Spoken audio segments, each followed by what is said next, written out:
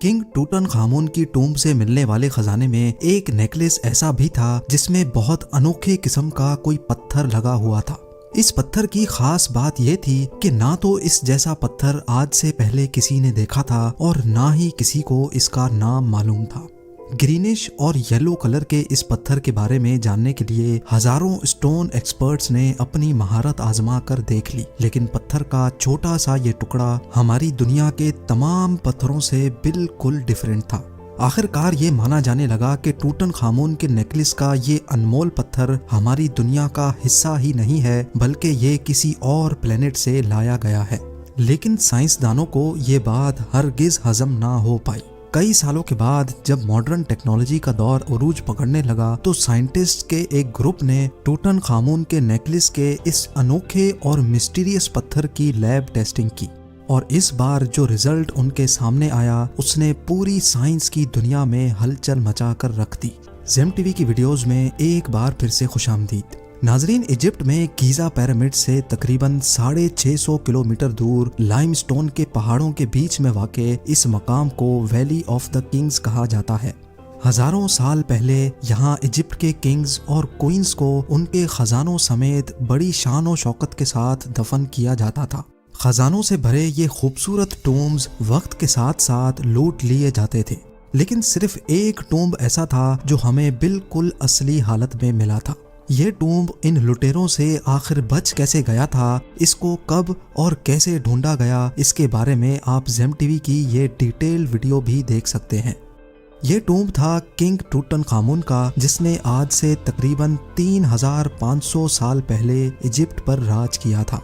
क्योंकि किंग टूटन खामून की ममी और यहाँ से मिलने वाले शाही खजाने की खबर ने पूरी दुनिया में हलचल मचा रखी थी, इसी वजह से ये खजाना देखने के लिए दुनिया के हर कोने से लोगों की आमद का सिलसिला शुरू हो गया। प्योर गोल्ड से बनी हजारों चीजें इस खजाने का हिस्सा थी, जबकि इस खजाने में एक ऐसा नेकलेस भी था जो मुख्तलिफ रंगों के कीमती पत्थरों से सजा हुआ था। इन पत्थरों में से सबसे बड़ा और सबसे खूबसूरत पत्थर नेकलेस के बीच में लगा हुआ देखा जा सकता है।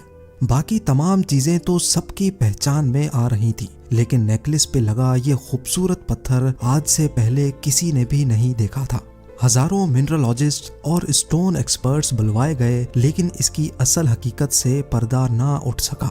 हमारी दुनिया में अभी तक 200 से भी ज्यादा जेम स्टोन्स पाए जाते हैं, लेकिन हैरत अंगेज तौर पे ये अजीब पत्थर इन सब से काफी ज्यादा डिफरेंट था।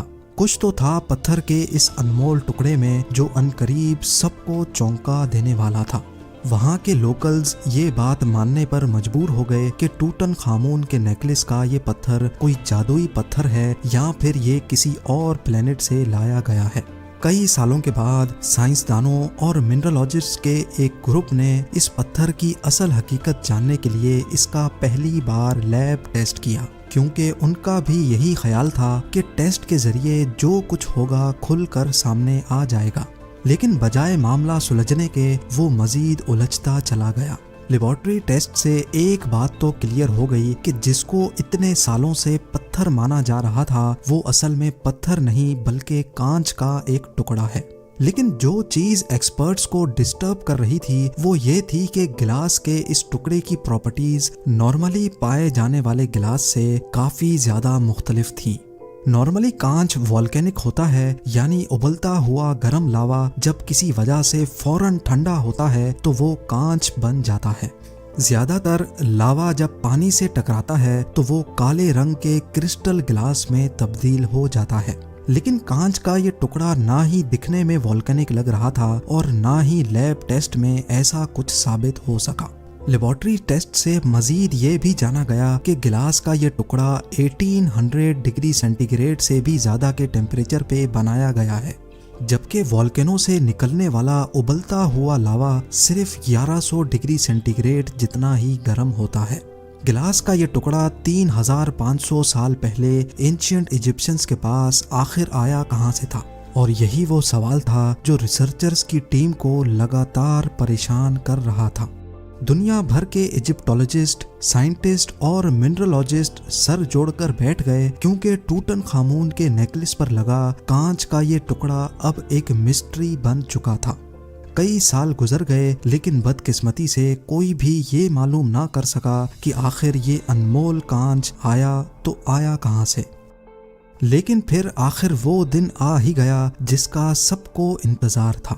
افریقن صحارا جو کہ اتنا بڑا ہے کہ اس نے کئی ملکوں کو اپنی لپیٹ میں لیا ہوا ہے۔ 92 لاکھ اسکوائر کلومیٹر پر پھیلا ہوا یہ ڈیزرٹ الجیریا، موریٹینیا، مالی، نائجر، لیبیا اور سوڈان کے ساتھ ساتھ اس کا ایک بہت بڑا حصہ ایجپٹ میں بھی آتا ہے۔ ایجپٹ کا شہر کائرو، جہاں کے میوزیم میں ٹوٹن خامون کا خزانہ موجود ہے، وہاں سے تقریباً 1000 کلومیٹر دور بیچوں بیچ ڈیزرٹ سے ایک قافلہ گزر رہا تھا۔ کون ہیں یہ لوگ؟ کہاں سے آتے ہیں یہ؟ انہوں نے نوٹس کیا کہ ریگستان کے اس حصے میں دور دور تک ریت پر کچھ چیزیں پڑی چمک رہی تھیں۔ قریب جا کر دیکھا گیا تو گرم ریت پر ہزاروں نہیں بلکہ لاکھوں کانچ کے ٹکڑے بکھرے پڑے تھے، اور یہ کانچ کی وہی قسم تھی جو ٹوٹن خامون کے نیکلس میں پائی گئی تھی۔ یہ منظر کافی عجیب محسوس ہوتا تھا کیونکہ جس جگہ سے سالوں میں کوئی نہیں گزرتا، وہاں پہ اتنی تعداد میں کانچ کے عجیب ٹکڑے ملنا کافی حیران کن تھا۔ یہ بات پورے ایجپٹ میں آگ کی طرح پھیل گئی اور جلد ہی ریسرچرز کی ٹیم تک بھی، جو کہ سالوں سے اس خاص گلاس کے ٹکڑے پر تحقیق کر رہی تھی۔ وہ سوال جس کا کئی سالوں سے جواب نہیں مل رہا تھا، اس کا جواب اب آخر کار سب کے سامنے آ چکا تھا۔ ٹوٹن خامون کے نیکلس کا کانچ 1000 کلومیٹر ڈیپ ایجپٹ کے ریگستان سے لایا گیا تھا، جس کو اب ڈیزرٹ گلاس کا نام دے دیا گیا۔ لیکن ہزاروں میل کے ایریا پر پھیلے کانچ کے یہ ٹکڑے آخر آئے کہاں سے تھے؟ یہ جاننے کے لیے ضروری تھا کہ ریگستان کا رخ کیا جائے۔ مسلسل 3 دن اور 3 راتیں سفر کے بعد وہ پوائنٹ آ گیا جس کی ریسرچرز کو تلاش تھی۔ یہ ریت کا وہ سمندر ہے جہاں دور دور تک نہ ہی کوئی انسان نظر آتا ہے اور نہ ہی کوئی جانور۔ کانچ کے بے شمار ٹکڑے ریت کے اوپر جبکہ کئی ریت کے اندر بھی دھسے ہوئے تھے۔ ایسا معلوم ہوتا ہے کہ یہاں کسی دور میں کوئی بہت بڑا واقعہ ہوا تھا جس کی وجہ سے یہ ڈیزرٹ گلاس بنا تھا۔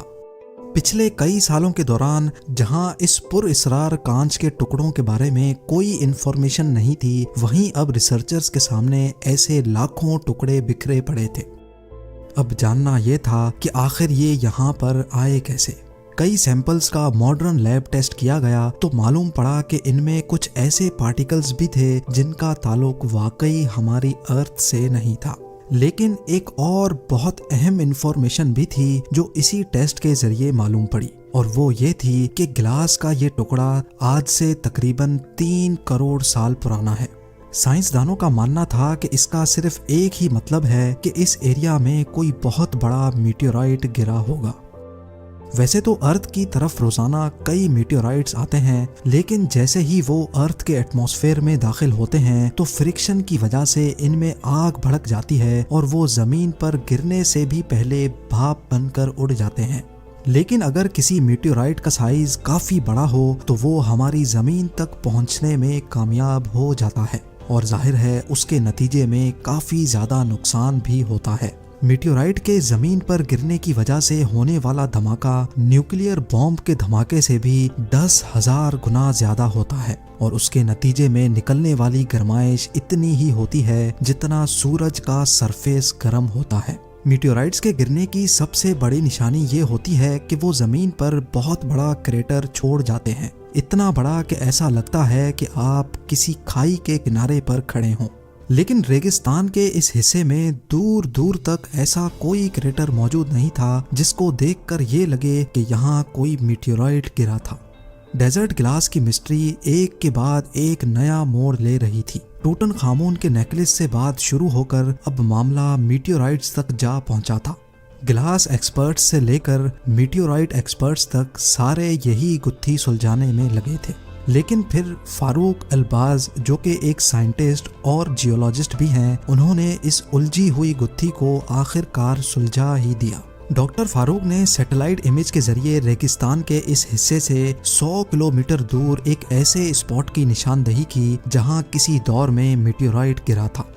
साथ ही साथ जियोलॉजी के एक्सपर्ट होने की हैसियत से उन्होंने ये भी बताया कि 7000 साल पहले रेत का ये समंदर असल में हरा भरा होता था, जहाँ नदियाँ भी बहती थीं और कई लेक्स भी मौजूद थी।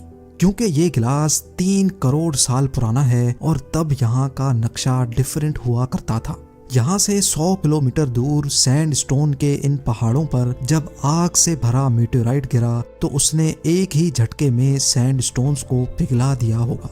पिघलते हुए सैंड स्टोन का लावा पानी पे गिरने की वजह से फौरन ठंडा हुआ तो ये अनोखा सिलिका ग्लास बन गया, जो नदियों के प्रेशर से बहता हुआ 100 किलोमीटर दूर इस पॉइंट तक आ गया है।